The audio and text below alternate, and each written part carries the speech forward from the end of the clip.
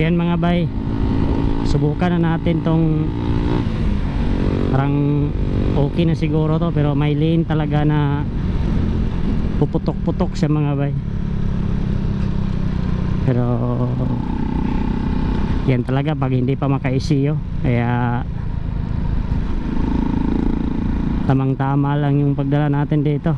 Hindi na tayo bibirit-birit-birit, pero bibirit rin tayo pag kailangan. Pero mas maganda pag maka-ECU mga bay. Yan talagang pinakatama. Ayan, dito mga bay, ang experience ko dito talaga is ang hirap niyang dalhin kasi gusto mo siyang smooth naman yung kanyang minor mga bay, kaso lang may pigak siya at mapuputol-putol. Pag ididiretso mo siya, nasa 60 na takbo niya, wala talaga, parang lunod siya. Parang hindi ko maintindihan kung bakit ganito ang nangyari sa kanya. Kahit yung ating nakikita na ninyo na binalik na natin yung 30mm natin, kasi yung 32mm hindi overfeed talaga siya mga bay, kasi mas malaki yon kaysa 30mm. Kaya yon, nakita nyo sa last part video natin na na-explain natin lahat doon. So pinalik ko, so may nakikita ko doon na wire nakapasok sa ating tinatawag na TPS. Baka yun ang dahilan. So ngayon bumuti-buti naman kunti yung kanyang minor, yung idol niya.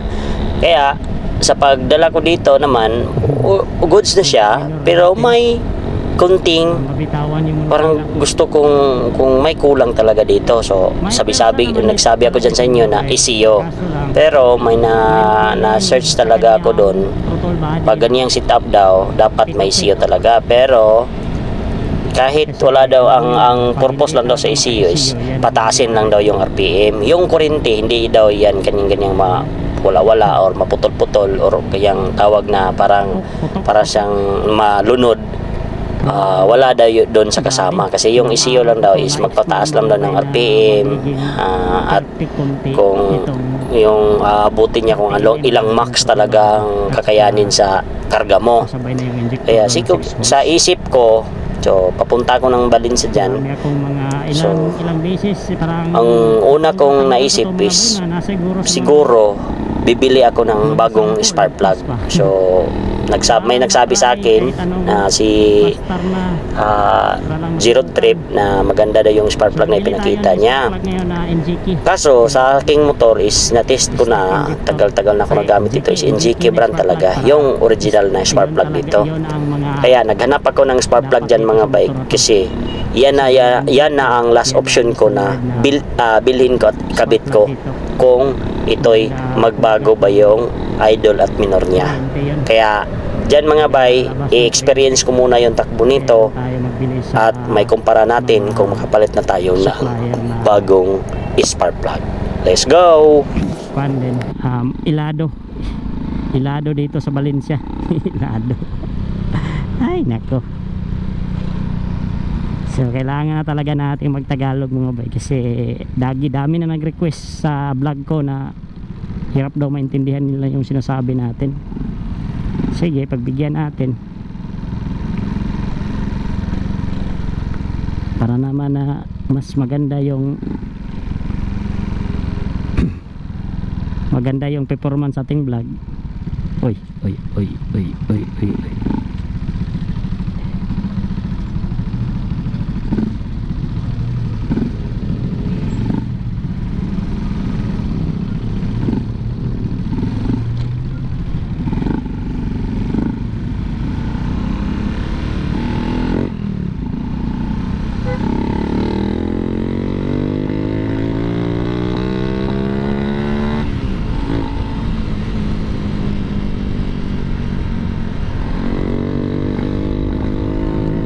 May lane talaga.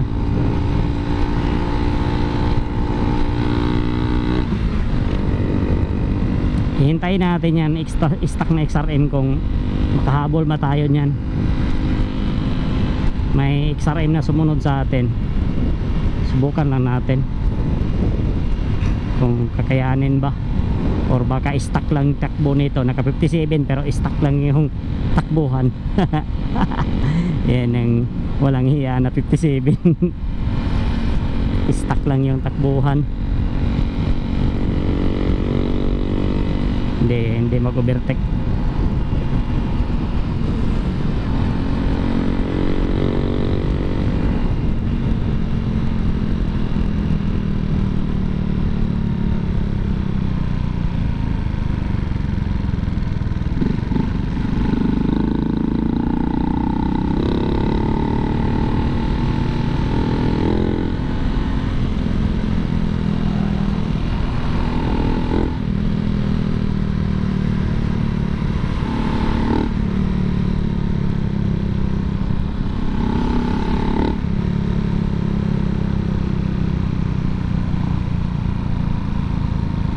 Wow, wow, wow.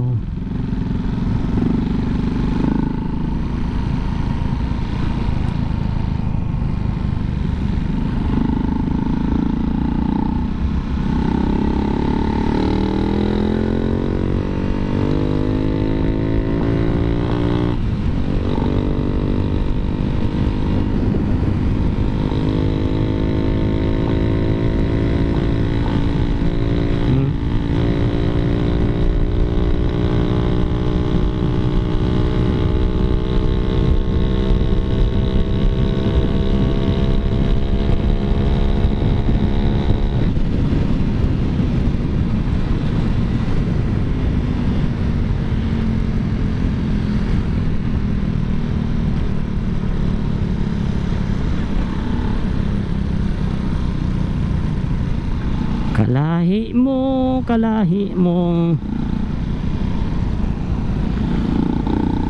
Uy, huli natin. Biglang overtake ah.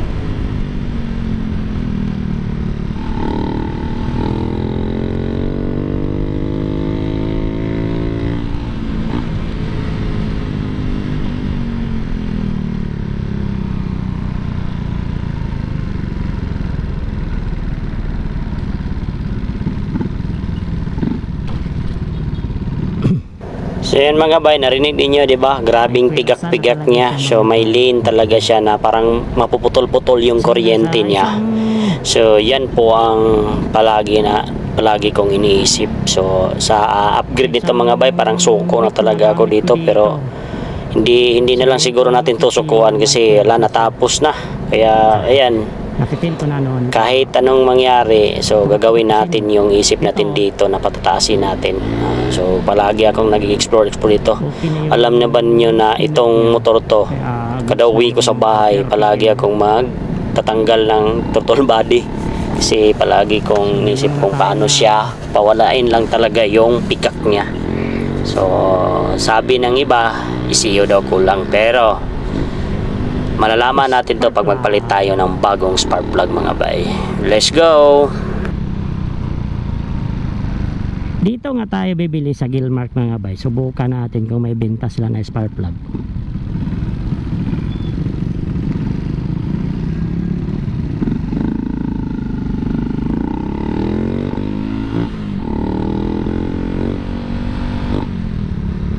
Subukan natin kung may benta ba sila dito na spark plug na NGK standard or Raider-G.